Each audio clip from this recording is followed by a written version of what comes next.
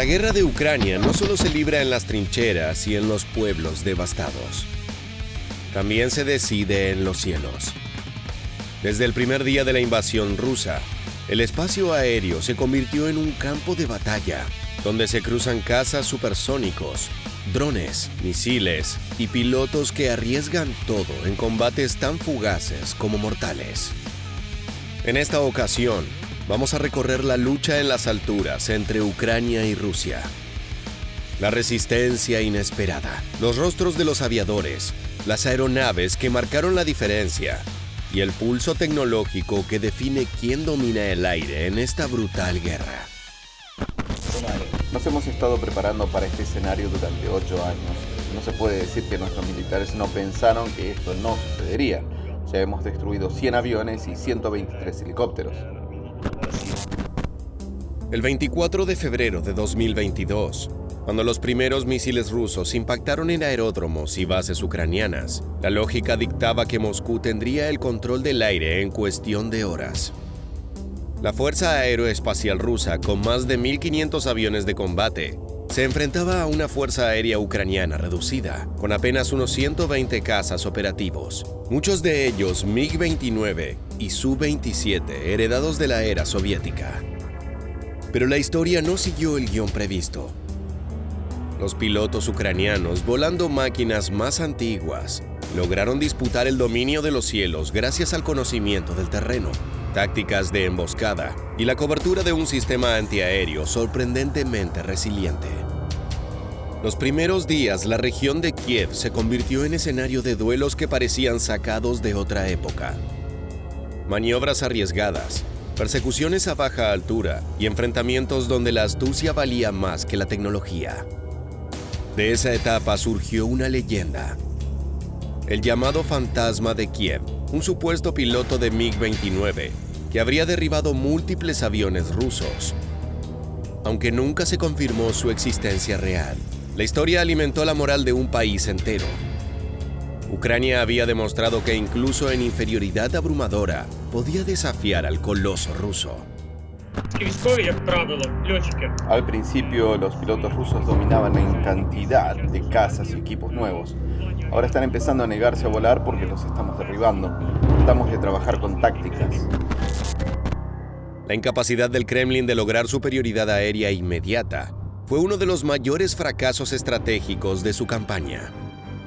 Pese a la potencia de sus cazas Su-30, Su-34 y Su-35, la Fuerza Aeroespacial Rusa sufrió pérdidas considerables en los primeros meses. Y parte del problema radicó en el exceso de confianza. Moscú esperaba un colapso rápido del sistema ucraniano y no planificó una lucha sostenida. En cambio, los ucranianos aplicaron una combinación letal.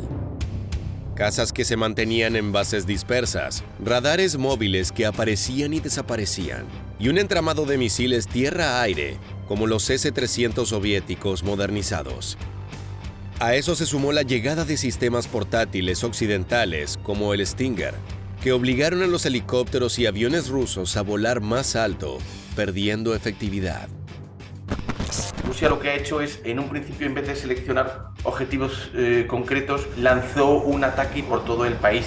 Moscú sí hizo un asalto aerotransportado a la base aérea de Gostomel, pero fracasó por sus fallos de inteligencia y por la estrategia ucrania de dispersión. En combates concretos, como los registrados en la región de Chernigov y más tarde en Mykolaiv, se vieron escenas que parecían imposibles. Los Su-35 rusos, considerados entre los cazas más avanzados del mundo, caían frente a los MiG-29 ucranianos, mucho más antiguos. La clave estaba en la coordinación entre aire y tierra, un ejemplo de cómo la guerra moderna no se gana solo con aparatos sofisticados, sino con redes de defensa integradas. Y sobre todo, de pilotos bien preparados. Tenemos nuestra táctica. Realizamos los ejercicios Clear Sky con nuestros amigos estadounidenses. Ahora estamos usando algunas de las tácticas que aprendimos de los estadounidenses.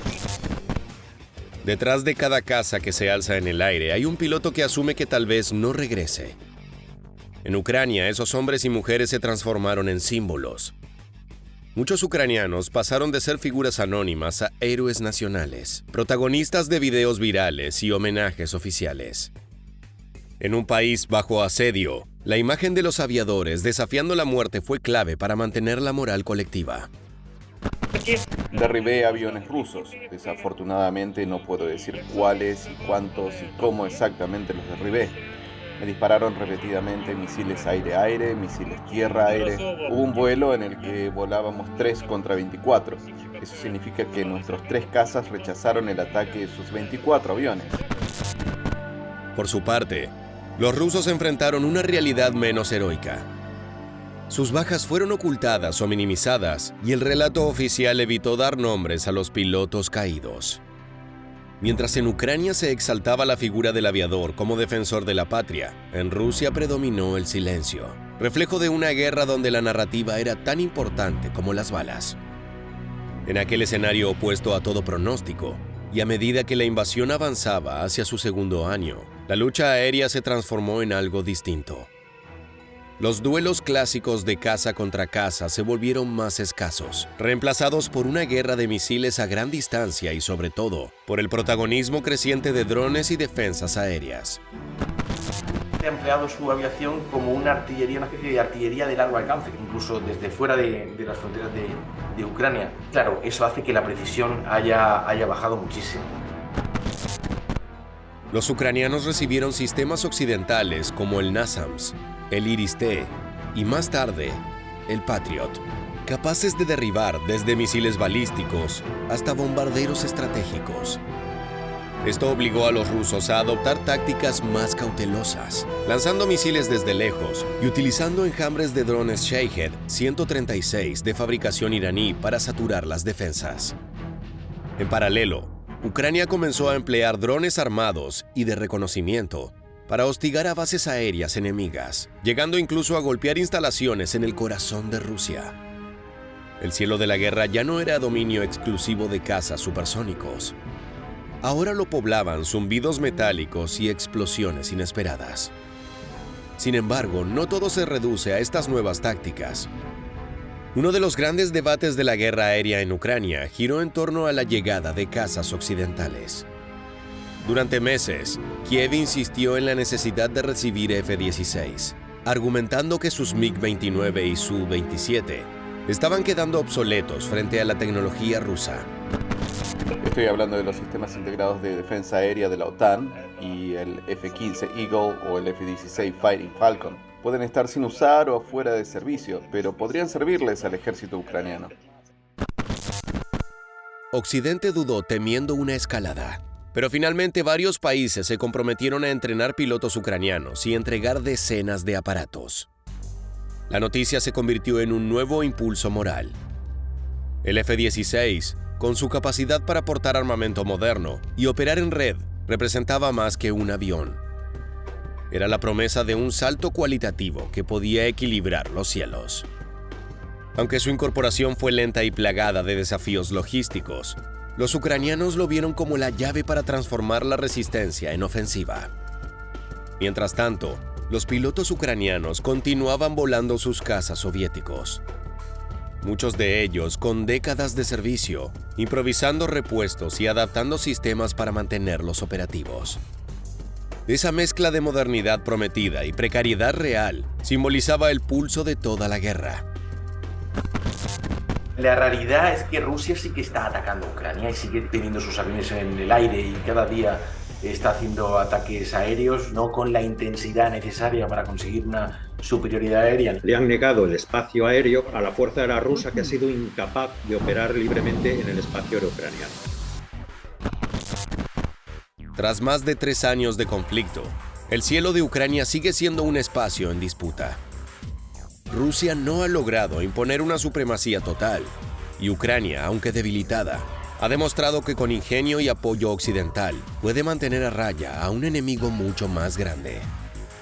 La guerra aérea dejó imágenes inolvidables, como las de cazas dibujando estelas sobre ciudades en ruinas, pilotos convertidos en leyendas y drones zumbando sobre objetivos estratégicos. También dejó lecciones militares. El dominio del aire ya no depende solo de la cantidad de aviones, sino de la integración de defensas, la inteligencia en tiempo real y la moral de quienes se atreven a volar en medio del fuego.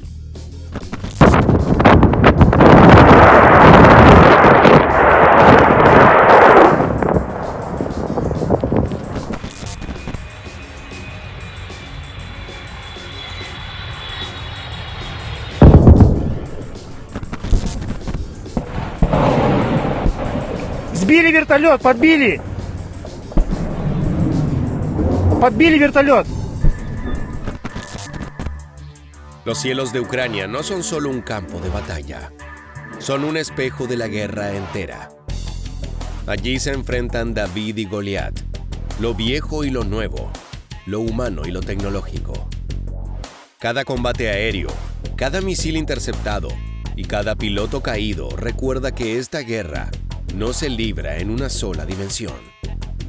Mientras las trincheras congeladas marcan la resistencia en tierra, en lo alto del firmamento sigue latiendo una lucha feroz por el control del aire, donde se decide no solo la supervivencia de Ucrania, sino también el rumbo de la guerra en Europa. Así llegamos al final del video. Si te gusta este contenido, considera suscribirte a nuestro canal. Te esperamos en la próxima entrega de Mundo de Armas. Gracias por acompañarnos.